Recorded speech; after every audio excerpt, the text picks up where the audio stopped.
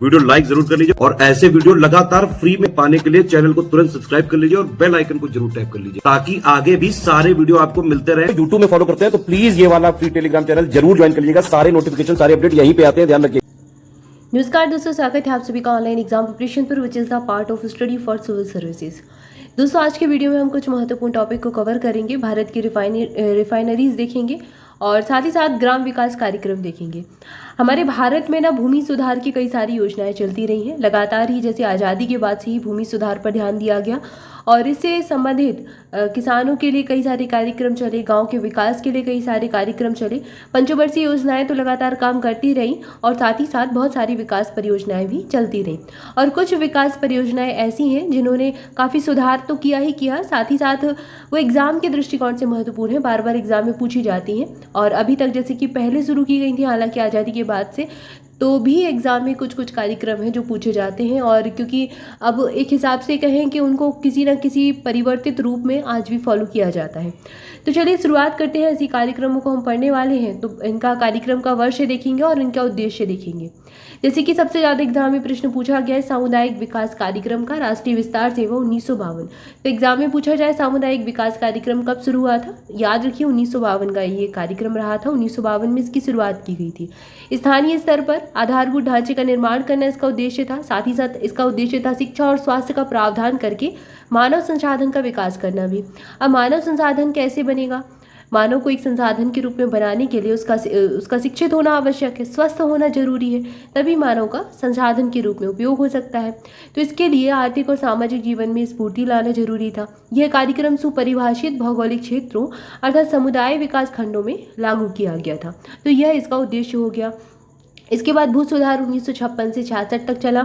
इसमें काश्तकारी सुधार, जमींदारी उन्मूलन, भूमि संगठन और भूमिहीन गरीबों, सीमांत किसानों में भूमि का वितरण करके भूमि का पुनः वितरण इसमें किया गया था।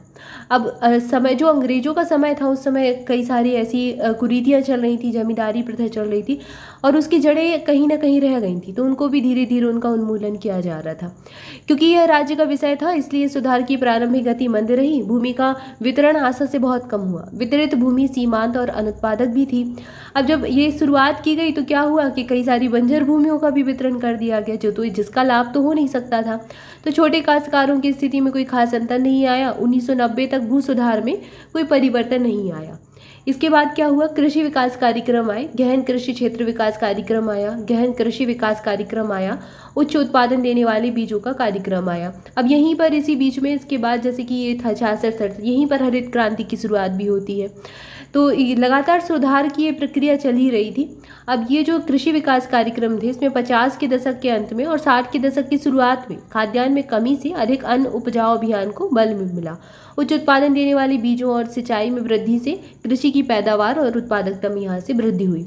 हरित क्रांति एक महत्वपूर्ण उपलब्धि रही, लेकिन इसकी सफलता केवल सिंचित क्षेत्रों और बड़े किसानों तक ही सीमित थी। क्षेत्रीय असंतुलन और आय में अंतर अपनी चरम सीमा पर था। इसके बाद विशेष क्षेत्र विकास और गरीबी उन्मूलन कार्यक्रम कुछ है। जैसे पर्वतीय क्षेत्र विकास एजेंसी कार्यक्रम 1972 में आया। इसका उद्देश्य था क्षेत्रीय असंतुलन को कम करना और पर्वतीय क्षेत्रों में प्राकृतिक संसाधनों और पारिस्थितिकी और पर्यावरण विकास का प्रबंध करके आर्थिक विकास को जो गति है उसको तेज करना। पर्वतीय क्षेत्रों को विशिष्ट क्षेत्रों के रूप में भी वर्गीकृत किया गया था। सूखा प्रवण क्षेत्र विकास कार्यक्रम आया 1973-74 में। इसका उद्देश्य था ऐसी स्थायी परिसंपत्तियों का निर्माण करना जिससे सूखा, मजदूरी, रोजगार की घोर कमी को दूर किया जा सके। इसके बाद आया कमांड एरिया विकास कार्यक्रम 1974 में। इसका उद्देश्य था सिंचाई की संभावनाओं को तीव्र बनाना और अधिकतम उपयोग करके कमजोर जो वर्ग है उनको जोर देते हुए कृषि फार्म विकास करना। अब सिंचाई की कई सारी पद्धतियां पहले ऐसी थी जिसमें पानी भी ज़्यादा लग जाता था और क्षेत्र भी कम सिंचित हो पाता था। तो धीरे धीरे इन पद्धतियों में भी सुधार किया गया और इसमें भी नई नई टेक्नोलॉजी का प्रयोग किया गया ताकि इस काम को आसान बनाया जा सके। इसके बाद मरुस्थल विकास कार्यक्रम 1978 में आया। पर्यावरण को क्षति को कम करने के लिए और गर्म और शीत मरुस्थलीय क्षेत्रों में भी पर्यावरण में सुधार लाने के लिए प्रयास किए गए। इसके बाद लघु किसान विकास एजेंसी 1973 आई। इसमें SFDA का मुख्य उद्देश्य क्या था? छोटे किसानों की पहचान करना और उनके संसाधनों की सूची बनाना और उन्हें विभिन्न विकास विभागों, एजेंसियों से इनपुट और क्रेडिट प्राप्त करने में मदद करना। तो ये SFDA मतलब यही है, स्मॉल फार्मर डेवलपमेंट एजेंसी, इसका शॉर्ट फॉर्म ही हो जाएगा। तो ये इसका उद्देश्य हो जाएगा। इसके बाद ये बहुत महत्वपूर्ण था, एग्जाम में कई बार पूछा भी गया है, काम के बदले अनाज। 1977 में इसको शुरू किया गया था। ग्रामीण क्षेत्रों में बेरोजगारों के लिए अतिरिक्त लाभदायक रोजगार सृजित करना और इससे उनकी आय और पोषण को बढ़ावा दिया जा सके। इसके अतिरिक्त खाद्यान्नों का उपयोग कर स्थायी सामुदायिक परिसंपत्तियों का निर्माण करना इसका उद्देश्य रहा।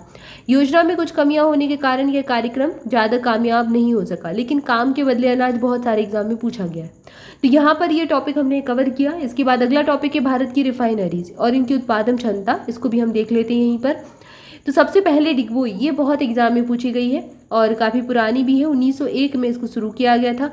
असम राज्य में ये है, असम के डिगबोई नामक स्थान पर है। डिगबोई इंडियन ऑयल कॉरपोरेशन की है। इसकी उत्पादन क्षमता है 5 लाख टन प्रति वर्ष। एक साल में 5 लाख टन का ये उत्पादन करती है, उत्पादन इसमें होता है।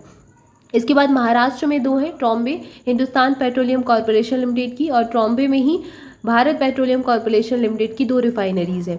तो एक 1954 में 1954 में बनी थी और एक 1955 में 1955 में बनी थी। एक की उत्पादन क्षमता 55 लाख प्रति टन है और दूसरे की 60 प्रति लाख टन है, 7 लाख टन प्रति वर्ष हो जाएगी। इसके बाद एक है HPCL की विशाखापट्टनम में रिफाइनरी, ये आंध्र प्रदेश में। तो विशाखापट्टनम आंध्र प्रदेश में ही है, ट्रॉम्बे मुंबई में है, डिगबोई असम में है। इससे याद रखें क्योंकि डिगबोई नाम ही आपको दिया जाएगा।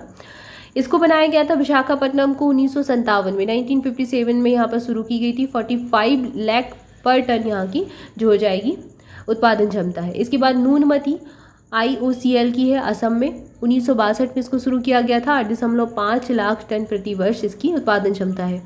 इसके बाद बरौनी, बरौनी कहाँ पर है, बिहार में है और IOCL की ये है, IOCL कंपनी है और इसकी रिफाइनरी इकाई 1964 में बनी थी। 33 लाख प्रति टन इसकी उत्पादन क्षमता है। कोयली कहाँ पर है, ये एग्जाम में भी लेटेस्ट से पूछा भी गया था, यूपी के किसी एग्जाम में। कोयली गुजरात में है। IOCL की ये भी एक इकाई है और 1965 में इसको शुरू किया गया था। 95 लाख टन प्रति वर्ष इसका उत्पादन क्षमता रहेगी।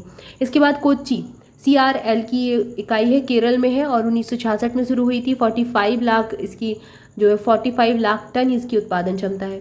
चेन्नई तमिलनाडु, ये MRL की इकाई है, 1969 में शुरू किया गया था। 56 इसकी उत्पादन क्षमता है। हल्दिया कहाँ पर है, पश्चिम बंगाल में है। IOCL की इकाई है, 1975 में शुरू की गई थी और इसकी उत्पादन क्षमता है 27.5। हालांकि ये उत्पादन इतना नहीं पूछा जाएगा, फिर भी आप देख लीजिए एक बार। और आपसे जो प्रश्न पूछा जाता है वो पूछा जाता है कि जैसे डिगबोई है, ये कहाँ पर है, लेकिन अब जो ट्रेंड एग्जाम का चल रहा है उस हिसाब से प्रश्न को थोड़ा सा टफ करने के लिए आपसे पूछ सकते हैं कि किसकी इकाई है ये। डिगबोई इंडियन ऑयल कॉरपोरेशन की है, Trombay Hindustan petroleum corporation limited की है। ठीक है, ऐसे हल्दिया के बारे में पूछ लेंगे किसकी है, तो IOCL की है। बोगाईगांव BRPL की इकाई है, असम में है। और इसके बाद है मथुरा, मथुरा में IOCL की है और ये उत्तर प्रदेश की इकाई है। मथुरा उत्तर प्रदेश में ही आता है। 1982 में इसको शुरू किया गया था। बोगाईगांव को 1979 में शुरू किया गया था।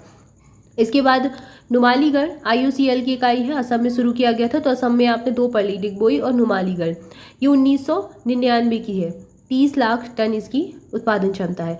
जामनगर, पूरे देश में सबसे ज़्यादा तेल शोधन क्षमता जामनगर की है, RP की इकाई है और ये गुजरात में है। 1999 में इसको भी शुरू किया गया था। 270 लाख टन इसकी उत्पादन क्षमता है। इसके बाद करनाल में है, एक है हरियाणा की करनाल में IOCL की 1998 में शुरू हुई थी। मंगलौर में है, कर्नाटक के मंगलौर में HPCL की 1998 में इसको भी शुरू किया गया था। 1998 की दोनों है ये। इसकी उत्पादन क्षमता 60 है और इसकी 30 है। इसके बाद पानागुंडी IOCL की है, ये इसको शुरू किया गया था। तमिलनाडु की है। पानागुंडी कहाँ है, तमिलनाडु में है। 1999 में इसको भी शुरू किया गया था। इसकी थोड़ी मतलब कमी है इसकी उत्पादन क्षमता। पचपद्रा, ये राजस्थान में है और HPCL की इकाई है। 2013-17 में शुरू किया गया था, लेटेस्ट वाली ही है और इसकी उत्पादन क्षमता भी कमी है, 9 लाख प्रति टन। और बीना ये मध्य प्रदेश में, मध्य प्रदेश के एग्जाम में पूछा भी जाता है। BORL की ये इकाई है, रिफाइनरी है बीना और 2011 में इसको शुरू किया गया था। तो कुल उत्पादन जो रिफाइनरीज का रहता है 913.5 लाख टन प्रति वर्ष का रहता है भारत में और ये अलग अलग रिफाइनरीज हैं, आप इनको देख सकते हैं। महत्वपूर्ण है, एग्जाम में पूछे जाती हैं, जैसे डिगबोई हुआ, कोयली हुआ और ट्राम्बे कई बार पूछा गया, विशाखापट्टनम, नूनमती पूछा गया है, कोच्चि, हल्दिया और इसके अलावा नुमालीगढ़ भी पूछा गया है, जामनगर से भी प्रश्न बना है, तो ये पूछे जाते हैं लगातार, इसलिए याद रखना है, महत्वपूर्ण है। और वीडियो कैसा लगा जल्दी से कमेंट करके बताएं। इसके अलावा वीडियो को लाइक जरूर करें, आप लोग वीडियो को लाइक नहीं करते, प्लीज़ लाइक करें, शेयर करें और अपने दोस्तों के साथ भी शेयर करें और चैनल को भी सब्सक्राइब कर लें। अगर आपने अभी तक चैनल को सब्सक्राइब नहीं किया है तो चैनल को सबसे पहले सब्सक्राइब ही कर लें। इसके बाद कमेंट करके बताएं वीडियो कैसा लगा। और हमारी टेलीग्राम ग्रुप को अगर ज्वाइन करना चाहते हैं तो उसकी लिंक आपको डिस्क्रिप्शन में मिल जाएगी। सारी अपडेट, सारी नोटिफिकेशन सब कुछ आपको वहीं पर मिलता है, तो उसको जरूर ज्वाइन कर लें। इसके अलावा स्टडी फॉर सिविल सर्विसेज के पेड बैचेस पर अभी नवरात्रि के उपलक्ष्य में रात में 10 बजे तक, मतलब 18 तारीख को, आज तो 17 तारीख है, रामनवमी है, 18 तारीख तक रात को 10 बजे तक ऑफर चल रहा है। 10% की छूट मिल रही है आपको। तो आप कोई भी कोर्सेज लेना चाहते हैं, हमारे सभी टेलीग्राम कोर्सेज पर आपको डिस्काउंट मिल रहा है, तो आप अभी कोई भी कोर्स डिस्काउंट पर परचेज कर सकते हैं। ये जो आपको बेनिफिट है सिर्फ टेलीग्राम कोर्सेज पर मिलेगा और 18 तारीख को रात को 10 बजे तक ही मिलेगा, इसके बाद नहीं मिलेगा। और हमारे जितने भी study for civil services application पर कोर्सेज अवेलेबल हैं, वो सारी उनकी जो फीस है वो वही रहेगी, सिर्फ टेलीग्राम कोर्सेज पर आपको छूट मिलने वाली है। तो ज़्यादा से ज़्यादा आप इसको अभी, जैसे भी आपकी जो भी एग्जाम है, आपको प्रैक्टिस क्विज लेना है, टेस्ट सीरीज लेना है या फिर आपको कोई भी स्टडी मटेरियल लेना है, तो वो अभी ले लीजिए, आपको इस छूट का बेनिफिट मिल जाएगा। Thank you for watching this video. स्वस्थ रहें, मस्त रहें, मुस्कुराते रहें, पढ़ाई करते रहें। मिलेंगे नेक्स्ट वीडियो में। Thank you so much.